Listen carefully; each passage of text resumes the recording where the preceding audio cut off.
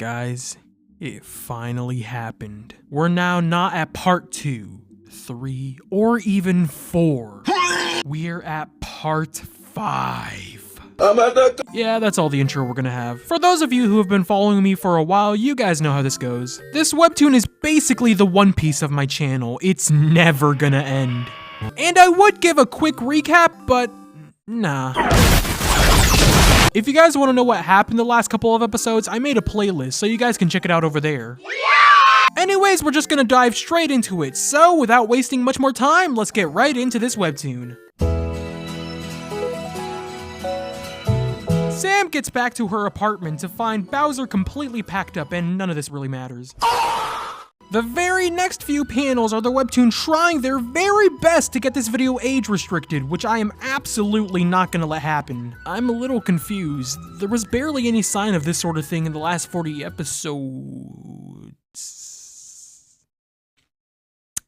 Regarding the woman. Look man, I know some like fan service for obvious reasons. However, the moment I see it, it's just an immediate turn off. Like if I was watching Breaking Bad and all of a sudden Walter White is getting a face full of cleavage, I'm personally going to Vince Gilligan and giving him the strongest wedgie that's ever been performed. Of course, the guy reacting to the fan service is the 4chaner, and Link comes in to bring the webtoon back to sanity. He's got a little bandage on his arm, and apparently he got it from Angela back when she was trying to murk a Markiplier, since she has some sort of trauma regarding to being held like that. This episode then has an absolute bombshell of a reveal. The 4chaner goes outside, and not only that, but he does physical activity!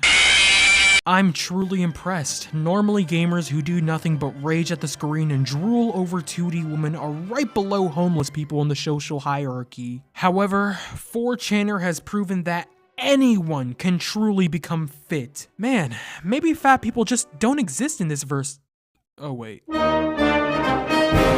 We then cut to Charles at the office being yelled at by presumably Sam's dad. He then tells Lucy to start packing up Sam's stuff at the cubicles as she won't be needing it anymore. I knew it. All that stuff about him rizzing her up was all a ruse, and now he's even got her dad on his side. Forget the rest of the story, guys. Sam's no longer the main character. It's just Charles.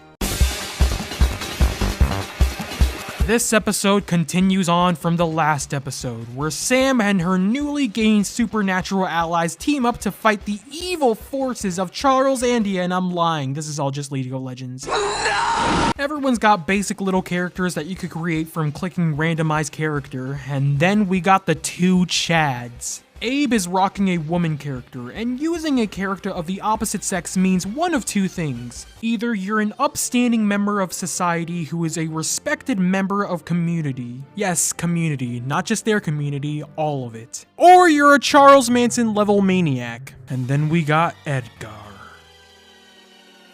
He deserves an edit.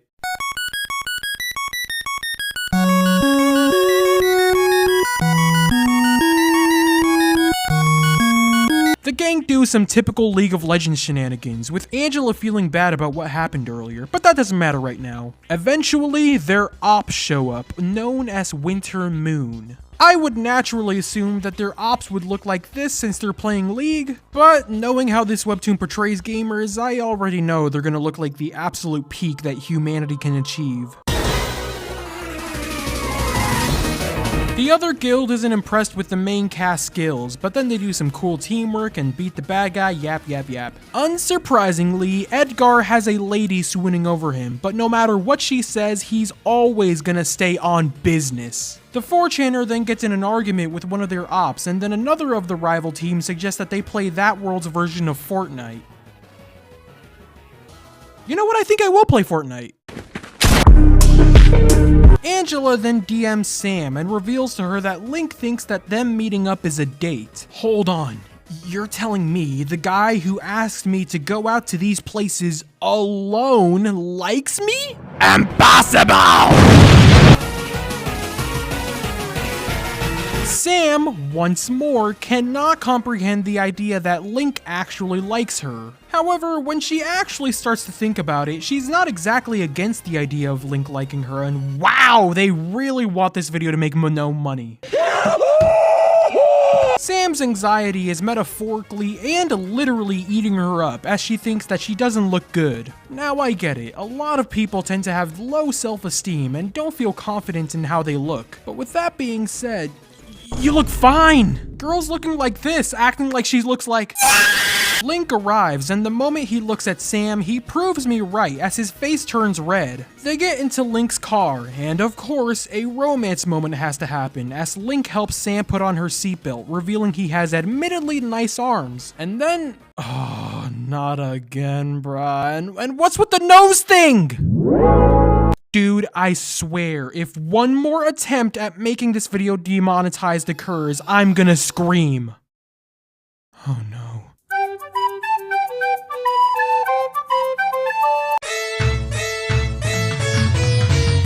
They arrive at the dog park, and for a good chunk of the episode, it's just little shenanigans happening at the dog park, no world-ending scenarios just yet. However, that all changes when Bowser encounters Princess and runs away to Sam. Princess is about to attack Sam, then eat up an entire school bus full of children, but Link, being a man, stops her. Afterwards, Sam thanks Link and... you know, I hate fan service to the highest degree. However, since Link gets a W...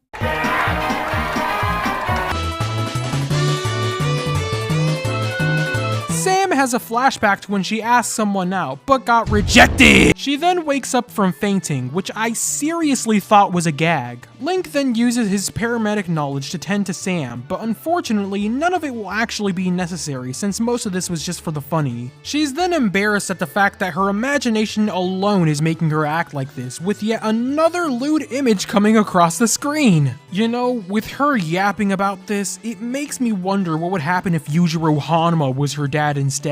Hey Dad, this is my new boyfriend, Link. If you want to get stronger, do it. Morning, noon, and night, do it. Before and after every meal, do it. Sam doubts herself even more, and then out of nowhere, more fan service for the males arrive as Monica enters the scene. With a malnourished chihuahua. Dang, what did she do to that thing? Girl was supposed to feed him this, and instead fed him... Monica places her dog right next to Bowser, and both he and Sam cringe at the dog. But Monica tells her that she's a rescue dog, who unfortunately is the result of inbreeding. Shame, shame, shame. Both of you being disgusted at something that the dog has no control over. Ah!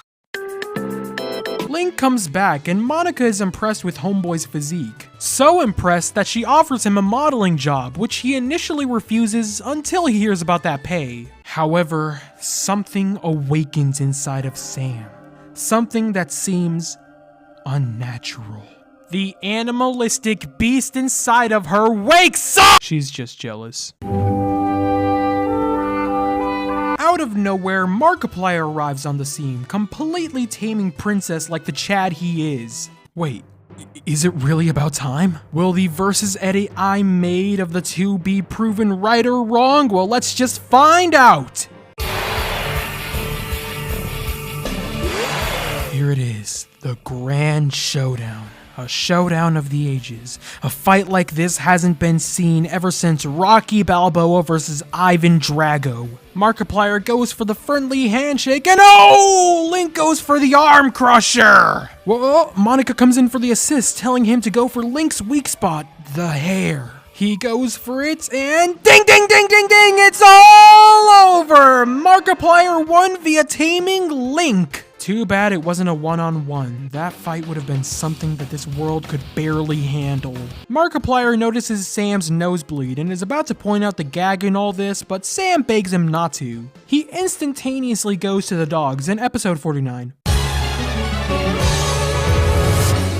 After Sam and Link leave, Monica feels bad for her little goblin, noticing that Bowser didn't like her. Markiplier immediately cheers up the dog, and to everyone's surprise, it isn't a taxidermy, and it actually has feelings. Monica goes to hold Markiplier's hands, and he instantly backs off, saying that they can't let their relationship be public knowledge. Monica, I understand why you're angry, but please know that Markiplier is saving your life right now.